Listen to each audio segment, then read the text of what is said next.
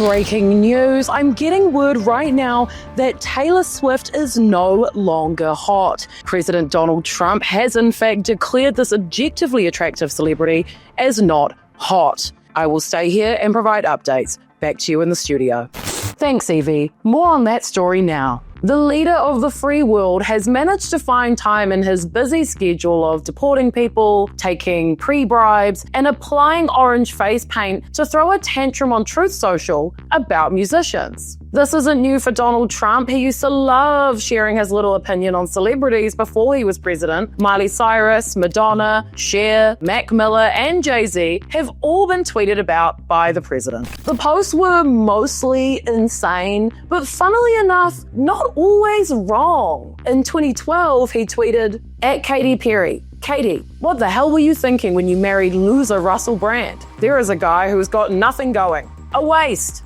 Well, right about that one. But his more recent tirades have targeted two of America's most loved musicians, Taylor Swift and Bruce Springsteen. And it's even escalated into a full-on investigation into Bruce and a declaration that Taylor Swift is no longer hot. What could possibly be worth drawing the rage of Swifties? What did Bruce Springsteen even do? And most importantly, can the president declare someone not hot? Let's get into it. If you're new here, make sure you subscribe. We do 5 videos a week on everything happening all around the world, in the news, and on the internet. And we like to have fun with it. We love to have a laugh. Get in on this. Get in on this. Bruce Springsteen, known for his blue jeans and being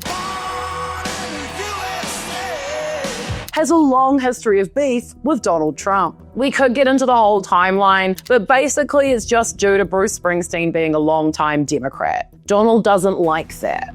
Bruce kicked off his Land of Hope and Dreams tour in Manchester, England last week with some direct remarks about the president. He followed it up by posting the full transcript and a video online. He went on to say, there's been some very weird, strange, and dangerous shit going on out there right now. In America, they are persecuting people for using their right to free speech and voicing their dissent. This is happening now. They are abandoning our great allies and siding with dictators against those struggling for their freedom. After returning from a quick diplomatic and totally all above board trip to the Middle East on Friday, Trump took to his social media platform, Truth Social, to completely and utterly crash out about Bruce Springsteen. I see that highly overrated Bruce Springsteen goes to a foreign country to speak badly about the President of the United States. Never liked him, never liked his music, or his radical left politics. And importantly, he's not a talented guy, just a pushy, obnoxious jerk who fervently supported crooked Joe Biden, a mentally incompetent fool, and our worst ever president who came close to destroying our country. If I wasn't elected, it would have been gone by now. Sleepy Joe didn't have a clue as to what he was doing. But Springsteen is dumb as a rock and couldn't see what was going on. Or could he? Which is even worse. This dried out prune of a rocker and his skin is all atrophied ought to keep his mouth shut until he gets back into the country. That's just standard fare. Then we'll all see how it goes for him.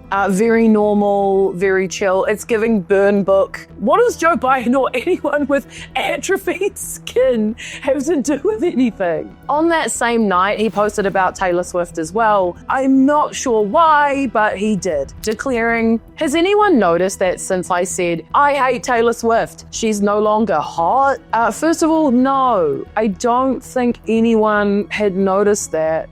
Secondly, a thin blonde woman who's young enough to be his daughter, I thought that was his type. And thirdly, Donald, you're ugly as hell. Sorry. You're over here looking like a grosser version of Hugh Jackman in the largely unknown and underrated 2014 film, Movie 43. Now, I don't know like every single nuance of the American Constitution, but I don't think there's a part in there in which the president decides who's hot and who isn't. Like imagine the founding fathers, like, I believe in freedom for all, and also I want to decide who's hot. Hurrah! Donald's jealous little tantrum on Monday continued to escalate. He added a follow-up tweet at 2 a.m. where he decides he wants to launch a full investigation. How much did Kamala Harris pay Bruce Springsteen for his poor performance during her campaign for president? Why did he accept that money if he is such a fan of hers? Isn't that a major and illegal campaign contribution? What about Beyonce? And how much went to Oprah and Bono? I am going to call for a major investigation into this matter. Candidates aren't allowed to pay for endorsements, and that's what Kamala did, under the guise of paying for entertainment. In addition, this was a very expensive and desperate effort to artificially build up her sparse crowds.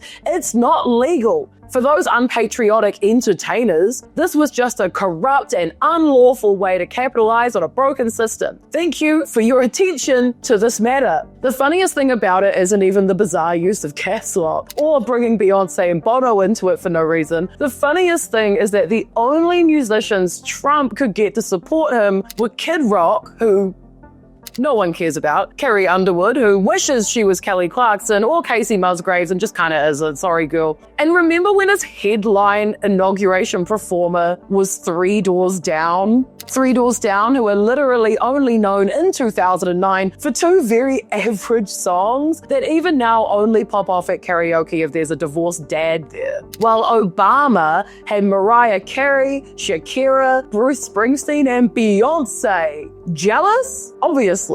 Bruce Springsteen, aka The Boss. Breaking news, the US government has now made it illegal to call yourself the boss unless you are the president of the United States. You can also no longer call yourself daddy, father, sir, the one, big dog, or puppy. More updates soon. For legal reasons, that was a joke. Back to you, Evie.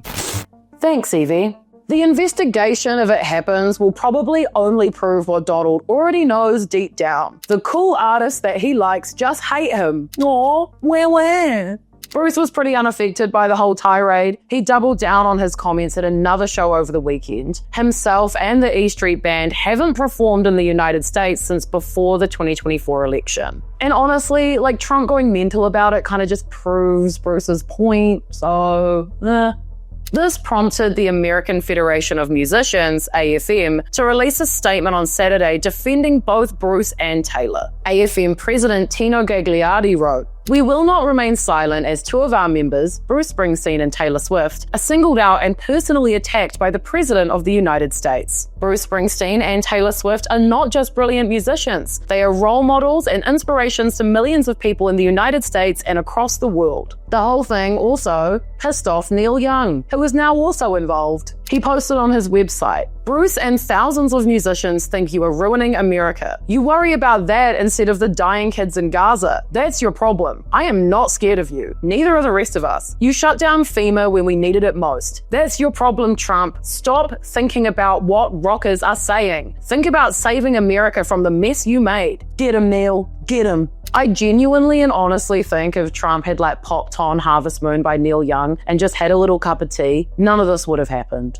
All jokes aside though, getting mad at artists for expressing themselves is just lame. That's literally their job. These ridiculous tweets and phony investigation are part of a broader trend of pressure on education, the media, film, and television. Even when they don't directly silence voices, they create a climate of fear that leads people to self-censor to avoid backlash. The arts can't flourish in this kind of environment, and we need the arts, especially in trying times such as these. It's just so despo and sad. You're the frickin' president. Trump can't even handle musicians not liking him, but Obama had to put up with Trump trying to convince everybody he wasn't even born in America. Get a grip, man. So now what? I don't know, but I hope Taylor Swift writes a song about it. Here's what I think it might sound like. You like gold towers, I like red lips.